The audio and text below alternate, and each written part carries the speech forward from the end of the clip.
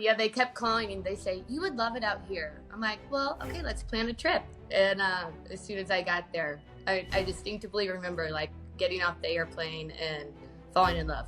And we just wouldn't give up on what we knew the house could be and what we wanted it to be. So we just, like I said, kept our heads down and just kept going and worked out in the long run for us. But it was different. The building process was difficult for sure. Hi, I'm Wyatt. And I'm Driggs. And you're listening to our dad and your host of the Vacation Rental Revolution podcast. What's up, guys? Welcome to another episode of the Vacation Rental Revolution podcast. I'm your host, Sean Moore, and I am really excited about our conversation today.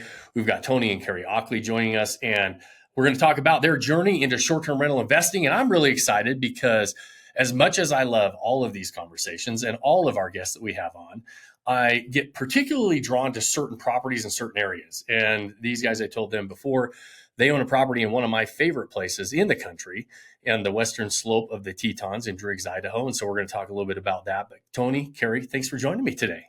Happy to be here. Yeah, absolutely. Well, listen, I always like to start with the background. I always like to start with, because you guys, where you're from, what pays the bills, what got you interested in real estate investing in general, and then was it immediately into short-term rental investing? And then we'll just kind of start talking about the journey from there. But I always think it's really fun to get the backstory and the background before we dive into all the details. Yeah, absolutely. So we're about 45 minutes outside of St. Louis, Missouri. We've been married for 14 years. We have two boys, kind of dabbled in different markets with rentals, like long-term rentals, but this was our first short-term rental. So I'm a hairstylist. I've been doing hair for about 18 years. And then I run a roof and exteriors company with my brother Brent. I think at one point we had 6 long-term rentals, and we did a couple of fix and flips. So we're not new to real estate investing, but new to the short-term aspect of it. And so, and then I talked about, so just outside of St. Louis, and what brought you out west? Because that's, I know I love the West, first of all, but it's one of my favorite areas, but that's a far away from where home is. Yeah. So I had done a number of elk hunts out there, just south of where we are now. We were down like Star Valley, Wyoming. Yeah. And so I love the area, love the weather, love the mountains. So I've been going for a number of years, and then Carrie came. Her boss has a place out there, or had bought a place out there in Jackson. So we were out visiting with them, and she fell in love with it as well. So it worked out good for me as well, because I love it out there. Yeah, they kept calling and they say, you would love it out here. I'm like, well, okay, let's plan a trip. And as soon as I got there, I distinctively remember like getting off the airplane and falling in love.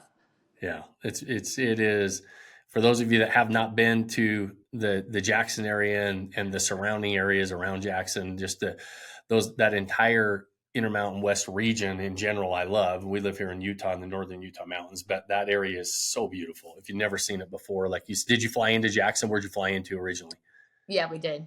Yeah. So you're getting right off the plane, and the Tetons are right in the background, right? So it's pretty awe-inspiring if you've never seen it. For sure. Yeah, absolutely. Yeah. Awesome. Yeah. So well, that explains why you fell in love with the area, right? Now, logistically, pulling off that area is a little more difficult because it is one of the most expensive areas in the country, and trying to figure out how we're going to not only purchase them, but cash flow these properties in these Class A resort type style areas is a little more difficult, right? And so let's talk a little bit about, it's easy to fall in love with those areas, but when did we start really having a conversation of how do we figure out how to make this work? Yeah, so I think it's probably around 2018, we'd had a couple good years in business and knew we were wanting to make an investment somewhere. And I'm sure like everybody else, anytime we go on vacation and stay in an Airbnb, I always think who owns this place? Who are these people that own these properties? Yeah. So I started doing a little poking around the internet, and knew it would be exciting to own one of these properties. And I came across Vodacy, and the more I did research, kind of watched your intro videos and all that, and we kind of grasped the lifestyle asset portion of it. We knew we wanted to make an investment, but that wasn't our only goal. We thought it was exciting to be able to own a property our families could enjoy, we could go use, and then we could also have renters help pay the bills. So that's kind of what got us hooked up with Vodacy. I think we were the 92nd member Yeah. and I'm sure you're well over that now. So Yeah, we're almost 3,000 at this stage. So yeah, you're definitely on the front end of that. yeah, yeah, So you've seen us do a little some of that growth and growing pains and everything else along the way. It's changed too. We've been able to add resources and all those different things. We didn't mention this at the very top of the episode, but this is another really fun part about this conversation is you guys took a property that you decided, and we'll talk about, it was a new build, and you went through and navigated the new build, but also you're the number one property in your market right now. And so that's really, like I always say, listen, success leaves clues. It's why I have these conversations. Our goal with Vacation Rental Revolution, the podcast, Odyssey itself, is to help people walk into this game with their eyes wide open, have a plan and a process to follow, to operate in the top 10, 20% of the market, because that's where the money's made. But when you really take it and you really implement everything and you really say, we're going to dial it up a notch or two, which you guys have, you end up being the number one property in the market. So as you guys are listening to this, kind of keep that in the back of your mind on what this thought process journey looked like, because this is like exactly what it takes to operate toward the top of the market. So when you started looking for, like, you found Vodacy and thought, okay, maybe this is a process that works for us, still trying to figure it out, where you're in the first 100 members that we had, which is awesome, right? So you've had a chance to really look at this. In the beginning, I'm curious, and I don't know the answer to this, but I'm curious because when you guys joined, everybody was just making money hand over fist with short-term rentals. And, because it really almost didn't matter where you bought, inventory was really low, and it still is in that market. It was really hard to buy something existing in the market you were looking into. But when you choose to do a build job at the time you guys did, and then having to kind of sit on the sidelines and wait while everybody's posting their launches and the money make and then everything else, is that frustrating at all? Or are you like, did we make the right move here?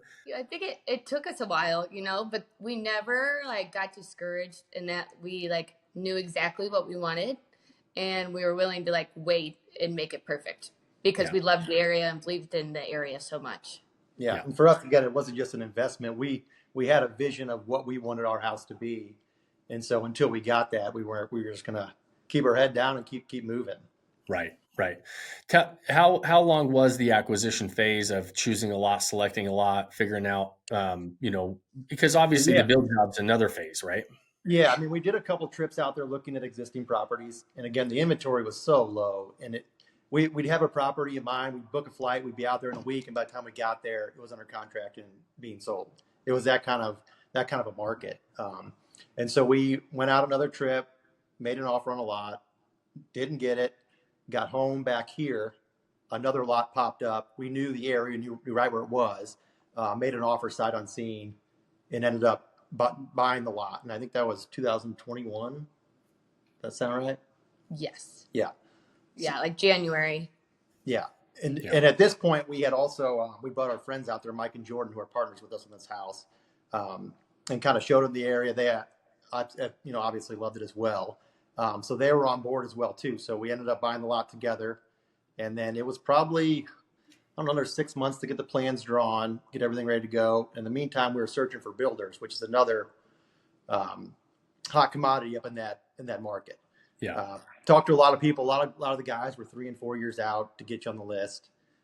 We found a guy, seemed like he was a sizable outfit. We thought he'd be a good fit. We had our suspicions, but ended up signing up with him. He helped us draw the plans and all that. And then from there, probably another year till we started. I guess when 2022 started. Yeah. Yeah, June of 22, we broke ground. And then how long was the total build job? So June of 2022. It was right at a year. So we had a pretty big hiccup. This is where it gets interesting, really. So we had our builder. We get started. We're going for 3 or 4 months, and again, I think the builders out there, they're used to big out of town money coming in to where they know this guy's got an open checkbook. When we originally signed, we had a budget, obviously, which I'm sure a lot of people up there don't. And he kind of just threw that out the window. We were getting change order after change order, just was going to run it through the roof on us. So basically, he got the house framed up, and at that point, we parted ways with him. We got an attorney involved. We separated from him. We talked to the bank. told them our intentions. Me and my partner Mike, we moved out there. Actually, it's the day after Thanksgiving in 2022. We got out there. Then I flew my crew from back here up there. We put the roof on with my crew, and from there, me and Mike self-performed a good portion of the work, and then subbed out, local subs. We kind of generaled the thing from there on out. And so me and Mike lived there from end of November till early June when we finished. The hardest winter in years. Yeah. Putting a roof on and It was. I mean, we had that winter. Utah was the number one recorded snowfall, the highest recorded snowfall ever in recorded history. And it was so the entire Intermountain West got hammered that year with snow. It was crazy. So I mean, thank goodness you have the background that you have with construction and right. We're both in the trades, and we both general our own houses back here. And Mike's one of those guys. He literally knows how to do everything. So he was, without him, we couldn't have done it for sure. But luckily, his company let him take a 6-month hiatus from work, and then my brother was back here running our business, and then our wife and kids were back here. So that was extremely difficult. I mean, we were seeing each other once a month probably. They'd come out about once a month, or me and Mike would fly home for a few days. But we were living out there on our own, hopping around from Airbnbs, staying in different little tiny homes and all kinds of stuff. But we made it work in the long run. And again, I think all four of us have, to a degree, some stubbornness in our personality, and we just wouldn't give up on what we knew the house could be and what we wanted it to be. So we just, like I said, kept our heads down and just kept going, and worked out in the long run for us. But it was different. The building process was difficult for sure. Yeah. They always are. There's always a hiccup that happens. Not always does somebody have to fire their contractor and then have to go move out and figure it out on their own and put it back together. Yeah. To be able to do that in the time frame within a year, because it's usually a year build job anyways in an area like that, period. Sure. Right. For sure. So to have that hiccup and still pull off the timeline you did, that's almost miraculous. That's pretty awesome. Yeah. And we're confident if we would have stuck with the builder, it would have been a 1.5 year build, and we would have been 40% over budget for sure. And again, being able to self-perform a lot of the work, I mean, all we were there to do was work. Our family was back here. We were up there. We were working, early in the morning all the way till dark. It's just every day. And we got lucky and made some good relationships with some contractors out there to get some guys in we had the HVAC done, the drywall, the insulation, concrete, some of the big stuff. But a lot of the insides, the flooring, all the trim, the doors, the bathrooms, the tiles, the cabinets, everything. Fire pit. We did our own. So. Yeah. That's pretty awesome. I mean, looking back, it was a pain in the middle of it, I'm sure, where you're like, holy crap, this is, but looking back, I always think when you look back at those types of challenges and those types of obstacles that you overcome, you're like you just feel like stronger and like better about it, right? When you look back, you're like, man, we did that, right? Yeah. Like you said, there's that stubbornness inside of you that's like, yeah, that was us. We pulled that off when not a lot of people could have pulled that off. For sure. Right. For sure. That's awesome. Yeah, I'm sure that it helped and gained some credibility that you were actually there doing it with the subs that you were bringing back in, right? Those local subs, because you're in a small area. Those are small towns, right? Even though it's a major resort type of an area and a lot going on with the greater Jackson area, but you're still talking about small mountain towns and everybody knows everybody. And the fact that you guys were there eating at the same restaurants and cafes and rubbing shoulders with them, that probably gains you a lot of credibility. It really did. And to be honest, by the end of it, a few months in, everybody knew the story of the two crazy Missouri guys that were living out here, finishing a house out. We knew a ton of the people in town, and they could refer us to other people that could help us out along the way. But yeah, like you said, it's a small town. Everybody knows everybody. Everybody knows what everybody does. And to your point, we were there every day. It wasn't that we were there to watch the subs, but we were there working as well. So we were there all day long. So they knew we were going to be there. They knew they had to show up. They had to do what they said they were going to do.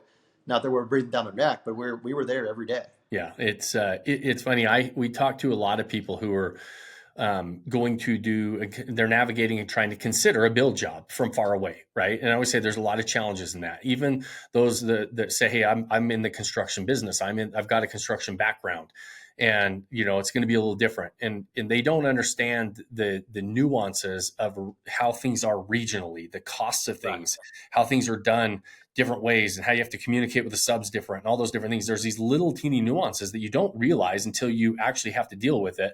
and you walk into it, you're like, holy crap, that's way different than the way we do it out here. Or the costs are way different. You're in an area that, like you said, the majority of the work they do, everybody's just got an open checkbook. The budgets are not a thing in that area for 80% of the market that are building, right?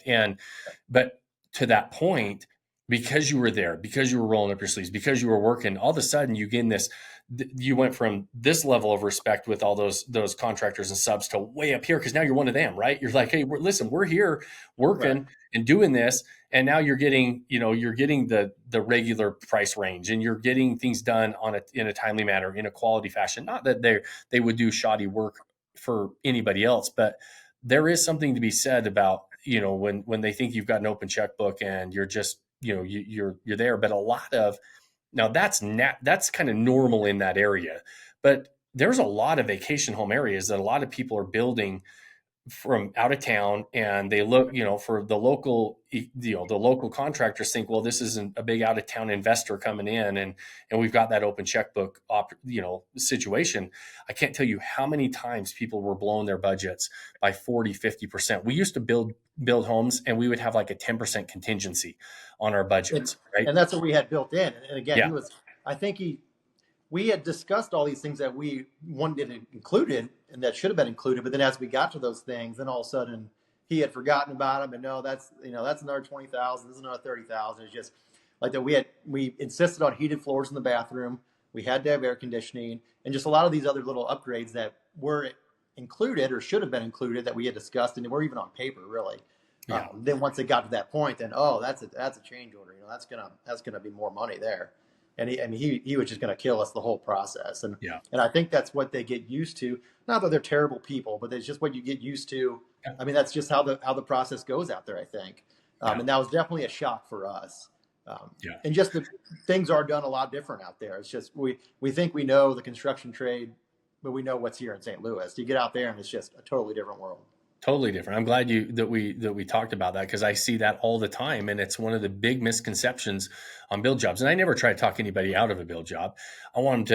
I just don't want them to have there's going to be surprises on the best laid plans and the best build jobs, right? You're going to run into snags no matter what, but you don't want to run into blowing your budget by 40% because now all of a sudden we can't afford the property, right? I mean, when you blow a budget by 40%, the majority of us can't.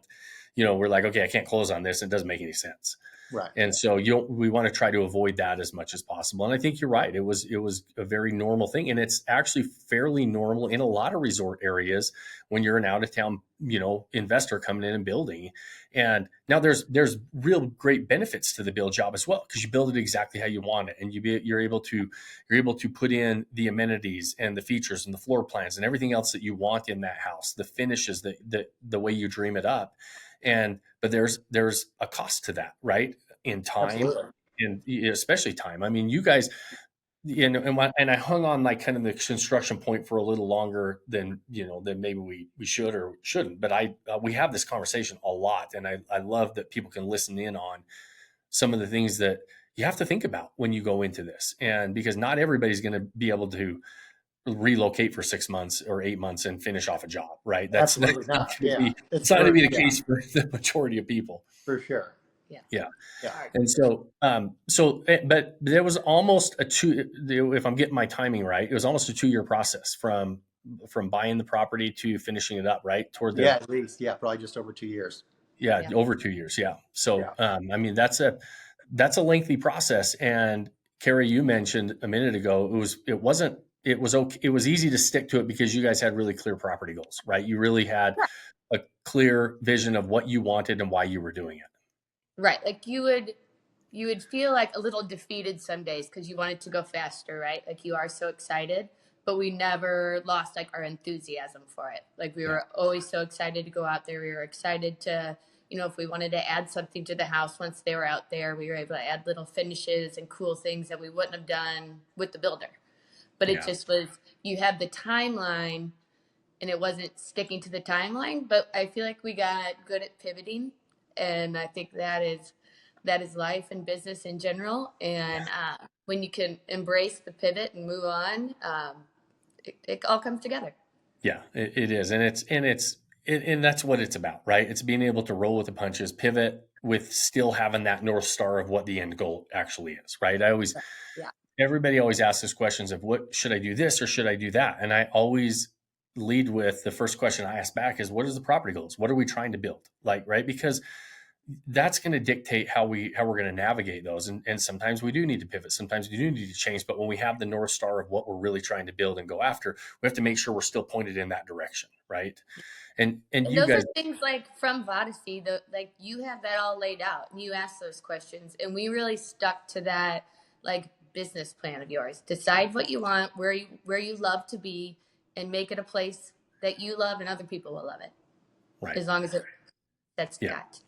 Yeah, it does. And you did that, right? And you guys did that to a T. So talk to me about, we got the property done, we launched it, and we always say that. Set it up to where you love it. Set it up to where it's, like I always say, choose the area that you want to own in, right? And people are always like, "Oh, really? Really, Sean, you charge a lot of money to tell people that, huh?" And I'm always, but I will never try to fancy it up, like, by looking at how investable things are and everything. It's because I know that that's what ultimately works to make the most amount of money, right? At the end of the day, that's what makes it investable, because we're creating these great experiences. And like you mentioned, Carrie, if you love it, somebody else is going to love it and they're going to pay you for it. And so set it up to where you love it. Don't try to set it up to make the most amount of money or set up what you think other people are going to like. I'm always like, just dial in what you guys love. And you guys did that. And the property's beautiful, first of all. Thank you. I love it. And so, and those of you listening, you guys know we always post the properties in the show notes so you guys can check it out yourself. It's a stunning property, and just like I said, one of my favorite areas of the country. I was under contract on a lot almost exactly a year ago right now. Right. We were actually just a little bit further away. We were in South Fork. And so right on the Snake River there in South Fork. And it was like that Swan Valley area. And I was so excited. It had a pond on it. It was 5 acres right there, right on the South Fork River. And it was really ambiguous whether we could do short-term rentals or not. And it was like, and I put it under contract thinking I think I can fight this. I think I can get away with it. And the more we looked into it, the more pushback we got. And I thought, I'm not winning this battle. And it's not a battle that I wanted to deal with. And so we walked away from it. We're still definitely looking for that property. However, I need to find a builder, because I'm not going to be the one living out there building it. I don't have that skill set, right? So it's been a long time. I did, Tony. I think I told you this. I did own a roofing company for a little while, about 6 or 7 years, and so I did. That was a long time ago that I put any roofs on. Yeah. But awesome. So tell me about the launch. Talk to me about it, because obviously we became the top property in the area for a reason. And so talk to me about the launch and the guest experience that we put together and what we're really delivering out there. Yeah. So I guess, so I'll give credit to Carrie on this. When we're getting close to launching, and really a year ahead of time, right when we broke ground, she was kind of going through Airbnb listings in the area, and she kept seeing the reviews, kept mentioning this host named Matt. Like, just all the best properties, in the reviews, they all talked about this Matt guy. So she kind of reached out to him, and he was, the property's manager. And so we got hooked up with him, and he had some great guidance as well. And he's really been invaluable in the launch process. Really, he knows the area. He manages the best properties. So that was great getting connected with him. Definitely. Yeah, I would say half of our reviews mention him, because by name. He's responsive. He's great. And so we went live June of 2023. So we were a little concerned, because they say out there it's a longer lead time of when people are booking their summer trips and stuff. And we kind of had immediate success. It just started booking, and it just kept rolling, and he would call, and everyone loves your property. Everyone loves your property. And we were like, as to be. It never gets old to get those reviews. I think it's the best part. Obviously the money is great, right? But when you're making someone's vacation and they're making memories, and they're it's a 4-bedroom house, so you have a lot of families that are going there, groups of friends, and some of them have connected to us through Instagram, and they'll tell us some of their favorite things or things they did. And it makes it all fun and worth it. So yeah, June.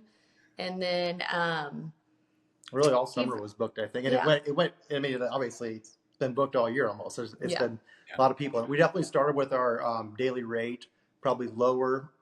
We wanted to get some traffic. We wanted to get some people in there. And so I think that helped to build the occupancy and kind of get some reviews. And since then, we've been creeping the rate up pretty aggressively, and it's just still booking. I think by last Christmas, this entire summer was already booked basically. So again, it is one of those properties where people book ahead of time. Right. And I think we just got a booking for next July last night, I think. I mean, so people are looking ahead and reserving it a long ways out. So right. So yeah, now we're at the point of, okay, we obviously need to be a little higher on the nightly rate and drop that occupancy rate a little bit. But we're fine tuning. We're figuring it out. Yeah. And I think it was, like I said, we start with the low nightly rate, just kind of get that validation that, someone wants to come stay in our house. And the more people that stay there, they all love it. And so you just kind of build the confidence.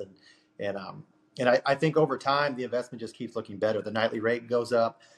Even from when we started the build, the property appreciated from when we broke ground to when we got done. It was worth a lot more than it was if it would have been there initially. So a lot of appreciation. The nightly rate goes up at some point if we can refinance at a lower rate. I mean, I was always been a fan of you sell this as a long-term investment, and that's what it is for us. We know you're going to buy something that's just going to be throwing cash at you every month right out of the gate. So we got lucky with this one. I mean, we squeaked out a profit the first year, and I think from here it only looks better. So yeah, I think so too. And I love a couple key points that I want people to pick up on that you guys both mentioned.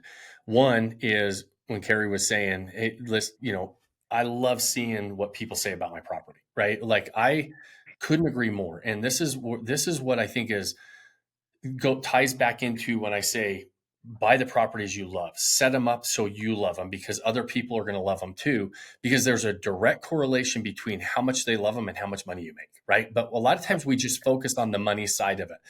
The reason you're doing so well on the money side of it and the income, and because this is not typically an area, a really good property breaks even in this market. Like just for everybody's clear, because this is a market that has really high acquisition cost.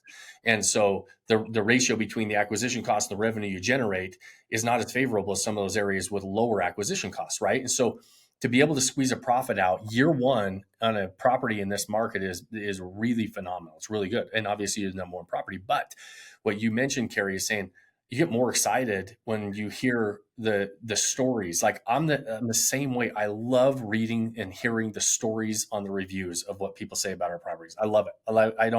I almost never look at the total revenue on their booking. I look at what did they say, like how much fun did they have? I want to hear how their kids liked it. Whoever was there, I want to hear the story. And it's really, I don't know, there's just something that I love about that as well. And I think that's why I love this asset class so much.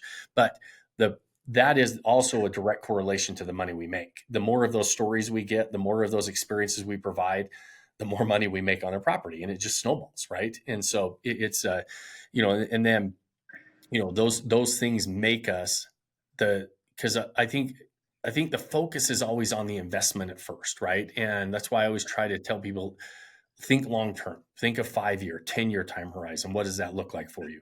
You buy quality assets in quality areas and you stack them and it gets better and better over time. And so, I think those are some key points that I love to just kind of highlight because I think they're overlooked when people talk about investment classes and investment, what investment to go into.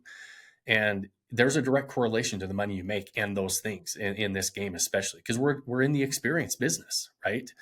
And so, and then the other point that you guys were making is, Tony, you said you feel like you got really lucky and that your manager was a key part of the launch, right? The launch and having the right manager. And I hope that those of you that are listening, because we get asked, how do you find the right managers all the time? And what Carrie one did is you go in and you look and you say, hey, who's operating the top properties? Who's doing a really good job? Who's getting mentioned in every reviews? Well, obviously that's going to be somebody that knows how to deliver a great experience. And they become I always say that property manager is the number one and most important relationship you're going to have in this game long-term, right? And so finding the right one for your property is huge. And you're both exactly right. Where Tony says he was a huge part. Matt was a huge part of our launch and our success of our launch. He knows the area, he runs all the top properties, but also how Carrie said how she found him, right? And going in and finding, the best properties. Who's managing them? Oh, this guy Matt keeps showing up. Oh, and everybody's talking about him. Well, I'm going to reach out to him and see if he wants to manage another great property, right? Right.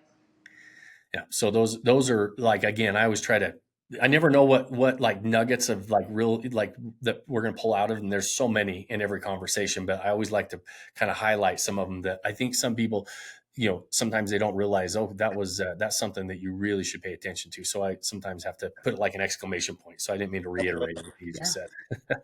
Awesome. Well, listen, guys, what's on the docket? What's on the plans next? This one's going well. Are we? Actually, we just launched our second property in Cape San Blas, Florida, a couple of weeks ago, 2 weeks ago. Yeah, 2 weeks ago. So yeah, we're excited about that as well. So hopefully, was that was an existing purchase, not a new build? It is. Yeah. So it was a new home. So we had to do everything, but yeah, it was a completely different timeline as the other one. We closed in 3 weeks and went the next day and furnished it in 8 days. Yeah, so that was ourselves and pretty fast and furious. But yeah, we had to start with a blank canvas, basically. all white walls, no decor. So we went in and furnished the whole deal, decorated, painted, and I think it turned out really, really nice. So we're excited about that property as well. And then we have the same property manager as you do in Blue Ridge, Serena.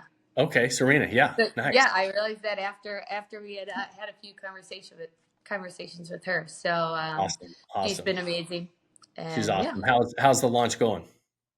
It's going, good.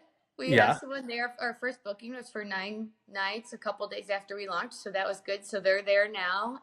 Okay. We're putting a pool in October, so we'll have phase 2 then. But I think it's going to be a good launch, and the numbers make sense right now. So hopefully everything keeps going the right direction.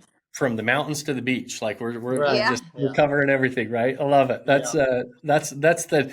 That's what we try to do. Like that's like the perfect, like in my opinion, the perfect like portfolio building. It's like just go to these areas that we just want to have these properties, right? And so I've always loved the mountains, and she's always loved the beach, and now we're kind of crossing over, and I'm liking the beach a little more, and she's loving the mountains too. So yeah, that's awesome. I keep forcing Teresa into the mountains more than she wants to go more beach, and so I keep we're like a 2-to-1 ratio on mountain beach in our portfolio right now. She's like, we need to get more of a 1-to-1 ratio there. Right. Yeah, right. Our boys said they're still mountain men. They like Florida, but they're still mountain men. So I love it. That's awesome. That's awesome. That's fun. So you're outnumbered, Carrie. I am. I'm okay. I'm used to it. Yeah, right. That's awesome. Well, guys, listen, this has been a really fun conversation for me. I know people listening, it's fun for them as well. And so first, thank you. These are always, it's always amazing to me that we've got so many people willing to jump on and share their story and talk about their story because it's so helpful for so many. And so first of all, thank you for that. And congratulations on the property being number one in our mountain property, and that'll be the goal for our Florida property here shortly. We're on the front end of that, so we need to we'll make the adjustments that we need to get there, right? Sure, absolutely. So awesome. So at the end of the episodes, I always ask one question: if you could go back, give yourself some advice before you started, and saying, "Hey, knowing what you know now, would you still go into it? Was it worth it? What would you do different? What would you tell your younger self if you had to?" sit down and have a conversation and give yourself a piece of advice. Yeah, I think looking back, the only regret we have, and the advice I would give other people who are considering a new build, is just lock in with your builder, know what's included, have a clear timeline, clear expectations, just so you know going in, get everything in writing, just so you don't run into the big over budget timeline problems like we did. Yeah. So I think it's very important to make sure the expectations are set clearly. Other than that, I think a new build is fun and exciting as long as you know what you're getting into. Anything to add to that, Carrie? I would say be an intentional learner. So if you're excited about something, jump in, find as much information as you can. And the more knowledge you have, sometimes you can take that emotion out. So if you're really excited about a house, you can, okay, I'm excited about it, but does it make sense? Right? Yeah. So just learn as much as you can about the process and jump in. Love it. And like you guys stick with it, right? You're intentional about it. You know what you want, and you're willing to run down the road to the finish line, right? And because how many people, they're not as intentional, and they jump in and then they stop halfway down the road, and then they decide they want to run down another road, and they run halfway down that one, and then all of a sudden we go to another road. That's a habit that a lot of people have. And so I love that advice of saying, hey, listen, be intentional about it, know what you want, and then dive in and stick with it. So awesome, guys. Well, Tony, Carrie, I appreciate it. This has been a really fun conversation for me. For those of you listening, we know how valuable your time is, and we appreciate you spending it with us.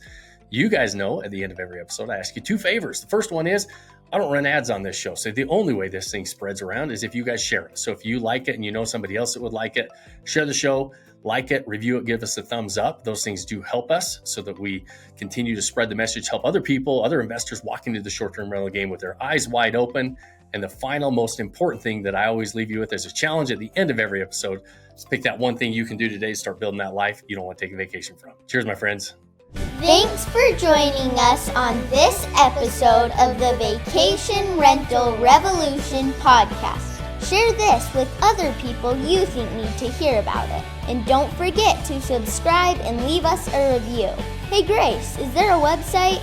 Yes! For more amazing content and expert advice, visit Vodacy.com. Thanks for listening, and we'll see you on the next episode.